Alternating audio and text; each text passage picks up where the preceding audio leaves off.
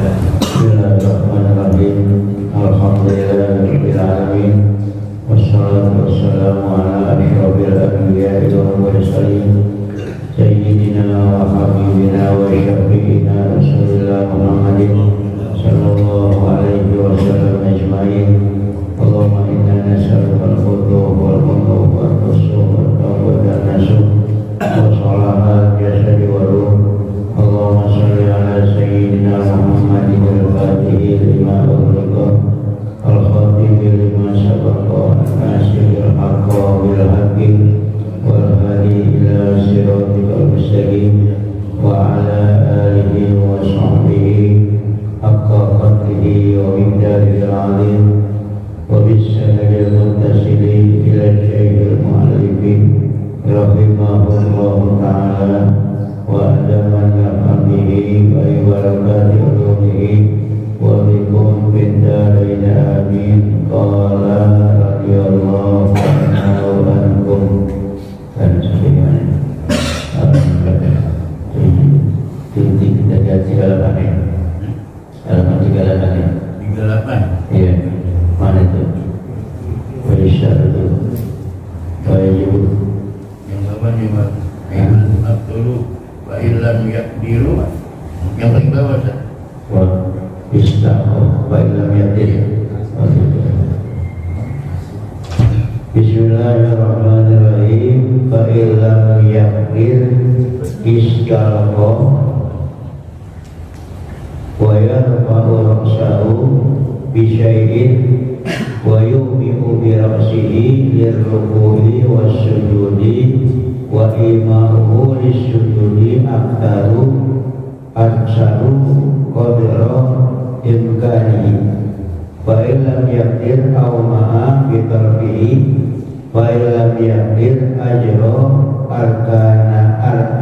arkana ala qalbihi wa yatanaffarul qadiru qa'idan wa muttaji'an la mustalqiyan wa yaqdiru lirruku'i wa yaqumu lirruku'i was-sujudi wa ajral qa'idu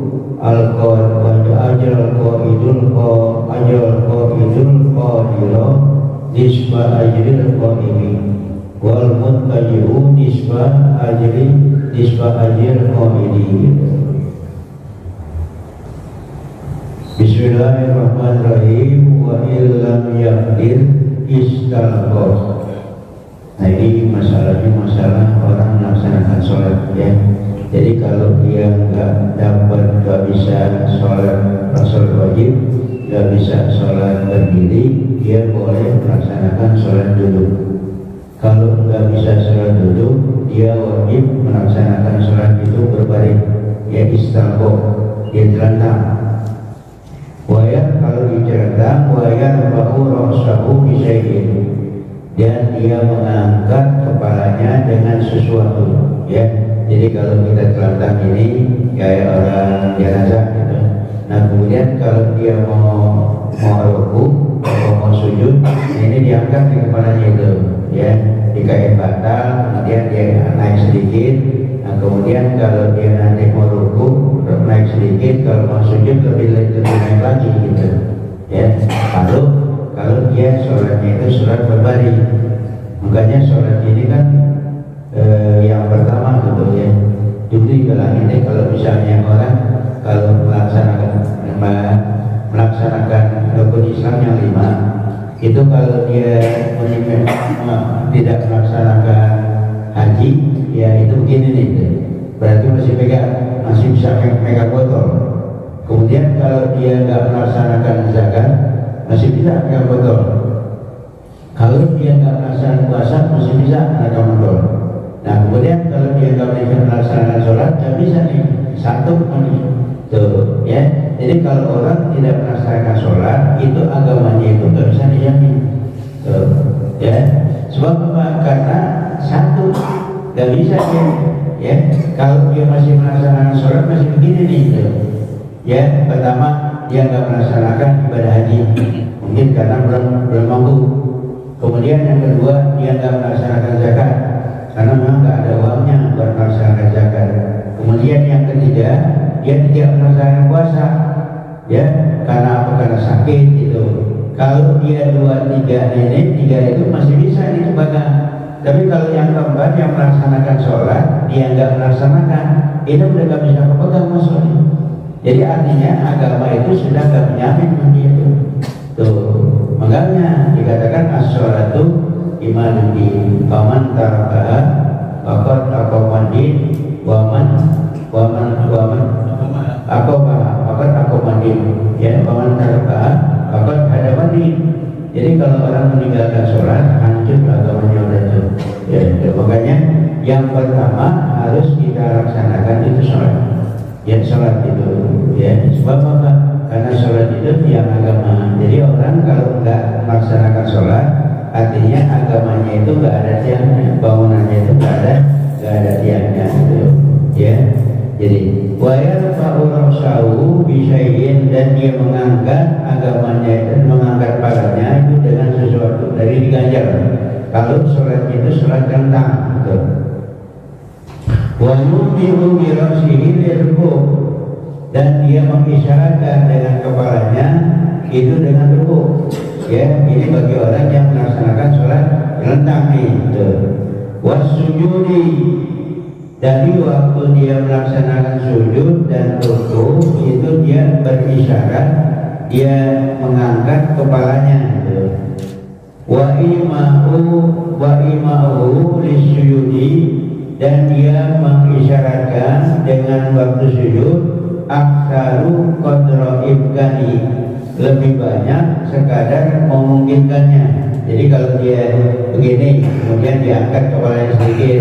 Nah, ketika dia melaksanakan rukuk, diangkat sedikit. Kalau melaksanakan sujud, diangkat lebih sedikit lagi. Kalau misalnya orang sholat dulu kan, kalau misalnya rukuk gini. Nah, nanti kalau misalnya sujud lebih sedikit lagi, lebih bawah lagi gitu. Ya, itu bagi orang yang tidak mampu untuk melaksanakan sholat berdiri gitu, ya. Wa'ilam yakin, kalau dia tidak sanggup untuk melaksanakan sholat itu terendam, awma'a bidarbihi, maka dia wajib untuk berisyarat dengan kelopak matanya. Ya, jadi kelopak matanya aja dikirip itu. Ya, kalau juga nggak mampu juga gitu, dia bisa jalanin rukun-rukun sholat waktu itu. Misalnya dia melaksanakan sholat nih, lagi berdiri, dia ingat aja berdiri, kemudian baca Fatihah dalam hatinya, kemudian waktu ruku dia ingat ruku, dia baca bacaan ruku, kemudian waktu sujud dia ingat waktu dia sujud, ya, dia baca bacaan sujud. Nah itu, ya, jadi saking melaksanakan sholat merupakan suatu kewajiban yang mendasar di dalam agama. Ya, makanya kalau kita melaksanakan sholat itu sudah alhamdulillah, kita sudah bisa melaksanakan sholat berdiri, sudah melaksanakan sholat duduk, sudah melaksanakan sholat itu sudah alhamdulillah.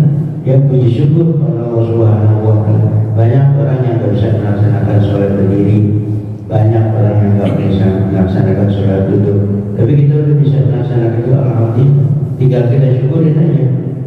Ya, makanya salah satu hal yang wajib kita syukurin seluruhnya itu, kata Syekh Ali As-Sabuni, ya, bahwa kalau misalnya kita mengucapkan kalimat syukur, sekedar kita bilang alhamdulillah itu kecil sebenarnya. Ya, yang paling besar ketika kita dapat milik, dapat sesuatu dari Allah Subhanahu wa Ta'ala, kita melaksanakan ibadah. Entah kita laksanakan sholat ibadah wajib atau sholat ibadah yang sunnah. Ya, itu kata Ali As-Sabuni. Ya, jadi orang yang melaksanakan ibadah dengan penuh khusyuk kepada Allah Subhanahu wa Ta'ala, itu artinya syukur yang paling besar dari Allah Subhanahu wa Ta'ala.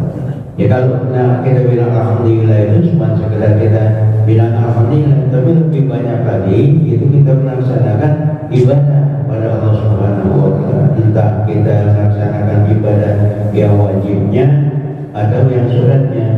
Kalau yang namanya wajib sholat, itu kan kita melaksanakan sholat itu nggak bisa yang wajib kita tambah, nggak bisa.